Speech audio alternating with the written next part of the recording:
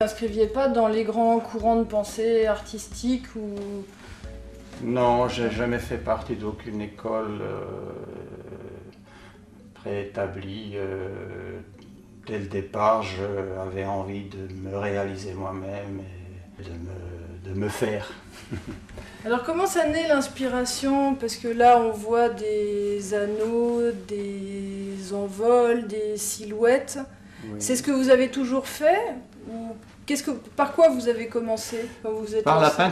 par la peinture donc plat, mural, mais très vite j'avais envie qu'elle prenne elle devienne un objet déjà. Alors, on voit que j'ai rapidement peint les tranches des tableaux.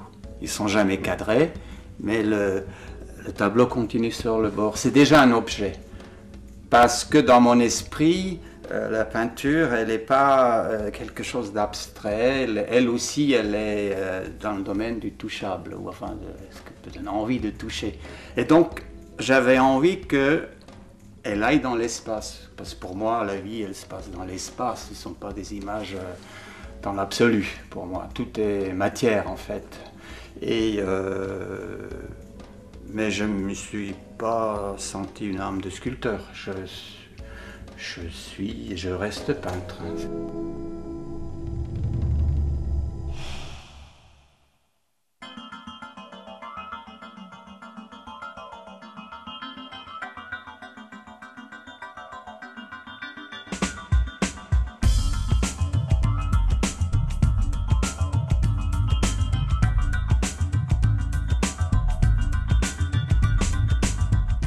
Comment vous vient l'inspiration de ce type de forme? Vous vous nourrissez de quoi pour arriver à créer ce genre d'objet?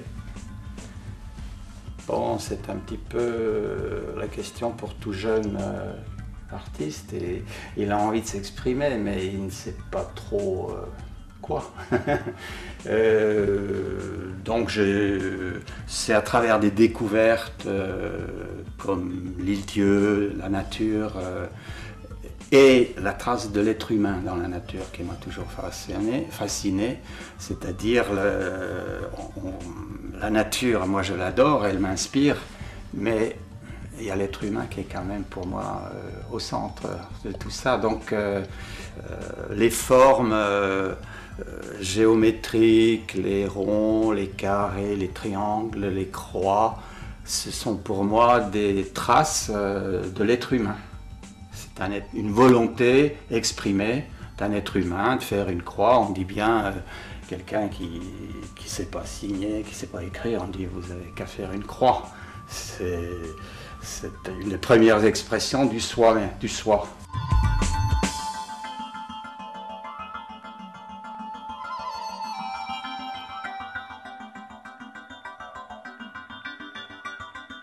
Est-ce qu'on peut voir dans vos origines géographiques, si je puis dire? Parce que ce qui est étonnant quand on rentre dans l'atelier, c'est que ça fait immédiatement rêver à un ailleurs, et pourtant les formes sont extrêmement géométriques, où la case c'est quelque chose de très rangé, et il y a même une impression de rationalité, d'anti-désordre qui est frappante. Oui, peut-être l'origine germanique y a contribué à aimer un certain ordre, mais pas trop.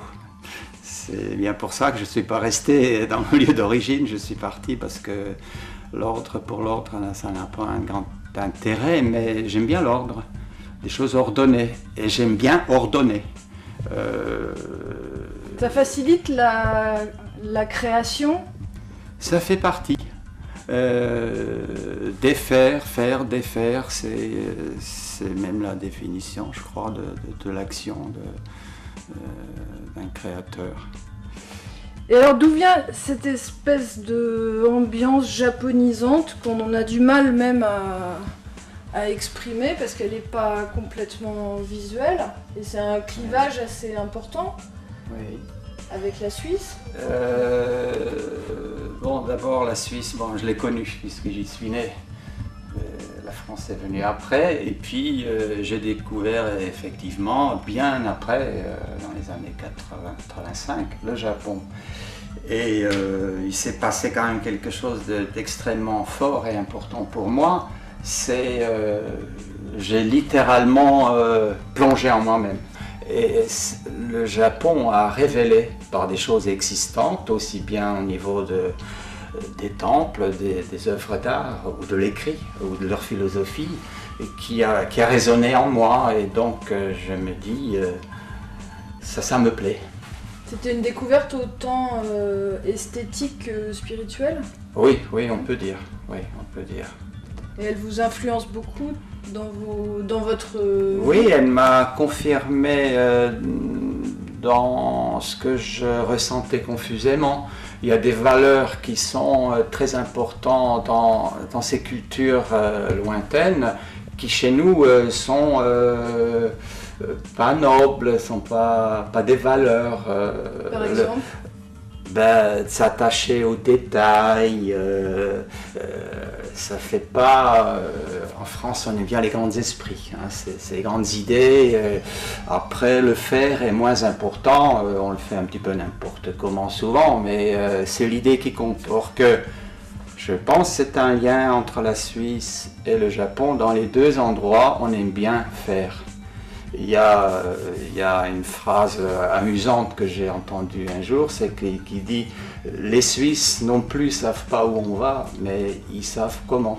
Et ça résume assez cette question-là, c'est-à-dire qu'on ne se pose pas trop de questions, mais ce qu'on fait, on essaye de le bien faire.